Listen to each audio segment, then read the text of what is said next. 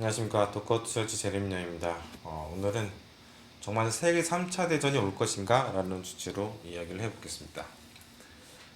바깥에서는 캄보디아 가요 소리가 좀 들썩이는 상황에서 일지를 씁니다. 약간 트로트 비슷해서 집중은 잘 안 되는데 녹음할 때는 노래가 끝나야 할 텐데 말입니다. 다행히도 지금 노래가 끝나서 지금 바로 녹음을 하고 있습니다. 러시아가 계속해서 나락으로 빠지고 있습니다. 정말 할 수 있는 한 최선을 다해서 우크라이나를 무차별적으로 공격하고 있죠. 국내 언론사들은 아무래도 흥미 위주로 보도를 하기 때문에 우크라이나가 전세를 역전했다는 식으로 편파적인 방송을 하고 있지만 실상으로는 러시아가 우크라이나 영토를 야금야금 잠식하고 있다는 것이 맞습니다. 물론 러시아도 전쟁을 하느라 힘들겠지만 우크라이나는 정말 사력을 다해서 싸우고 있다고 봐야 할 것 같습니다. 그 중에서도 러시아가 우크라이나를 돕던 국경 지역에서의 전투기 부대를 공격했다는 뉴스가 떴습니다. 이거는 좀 심각한 문제입니다. 나토를 공격한 것이기 때문이죠. 사실 나토가 먼저 러시아를 공격했다고 하는 것이 맞는 것이 용병도 계속 보내서 대리전을 펼쳤고, 그리고 전투기와 무기를 계속 제공하고 있으니까 러시아 입장에서는 가만히 있을 수가 없는 상황이었을 것 같습니다. 나토가 그 빌미를 제공했다고 봐야겠죠. 오타했네요. 아무튼 이런 식으로 계속해서 나토 역시 전쟁을 건다면 러시아로서는 핵이라는 자유권을 쓸 수밖에 없습니다. 처음에는 우크라이나 쪽에 터뜨리겠죠. 이후로는 폴란드일지 몰도바일지 어디로 갈지 아무도 모릅니다. 오늘 시장이 올라와야 될 길목인데 올라오지 못하는 가장 큰 이유도 바로 이것인 것 같습니다. 전쟁이 장기화될 가능성이 있는데 유가와 금 가격은 더 가지도 못하고 폭락해서 제자리로 가려는 그런 모습이죠.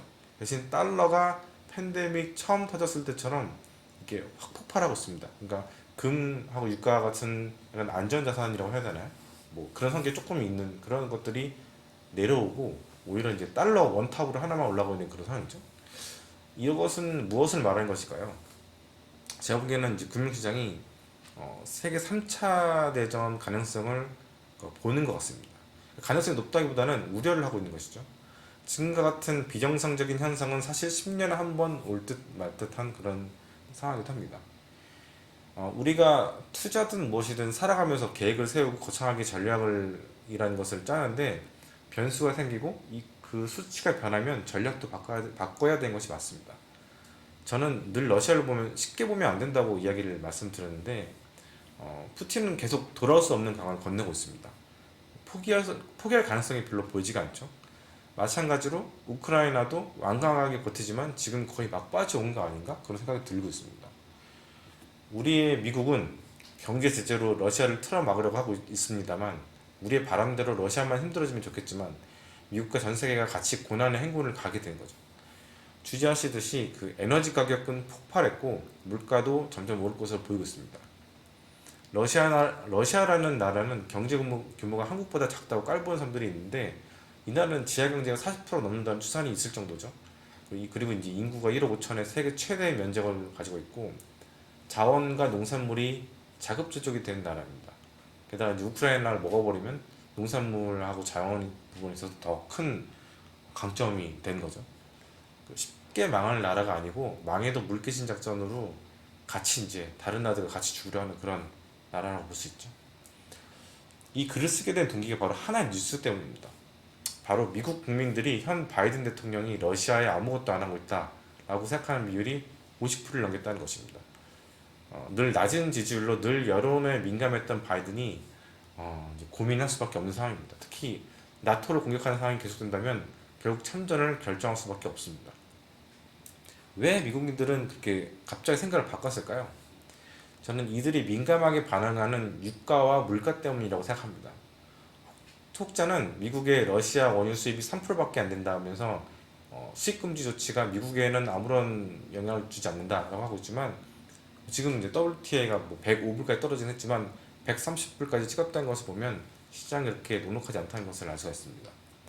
이 미국 국민들은 모든 비난을 러시아와 그 바이든에게 지금 하고 있는 상황이죠. 게다가 러시아가 나토 회원국을 침공하면 미국이 군사적으로 대응해야 한다고 보느냐? 라는 여론조사에 보면 73%가 그렇다. 미국이 러시아를 쳐야 된다. 라고 답을 했습니다. 그리고 응답자의 52%는 바이든 대통령이 대응이 충분히 강력하지 않다라고 평가를 했죠. 이게 여론이 이전과 다르게 좀 움직인 겁니다. 이제 바이든이 좀 세게 좀 나서야 된다. 선조국이 좀 세게 나서야 된다.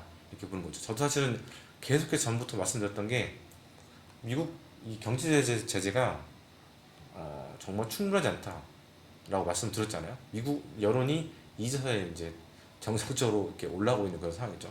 그동안은 이제 바이든이 방관하고 있고 뒷짐지고 있었다고 저는 말씀드렸잖아요. 하여튼 변수가 바로 이것입니다. 현재 전쟁 상황은 장기화 조짐을 보이고 있습니다. 푸틴이 물러설 기미를 보이지 않는데 우크라이나가 조금씩 함락될수록 푸틴은 더 강하게 밀어붙일 것 같습니다. 푸틴이 무차별적으로 이제 민간인 지역이든 어디든 공격하는 것을 보면 거의 이거는 상수라고 보면 된 거죠. 사실 전쟁이라는 게 민간인 지역을 제외하고 군사 지역만 공격한다라는 그런 전쟁은 없습니다. 그냥 무차별적으로 다 가는 겁니다. 뭐 세계 대전이었든 무엇이었든 특히 러시아 같이 이제 답이 없는 나라들은 그런 자비를 베풀면서 이제 들어가지 않죠.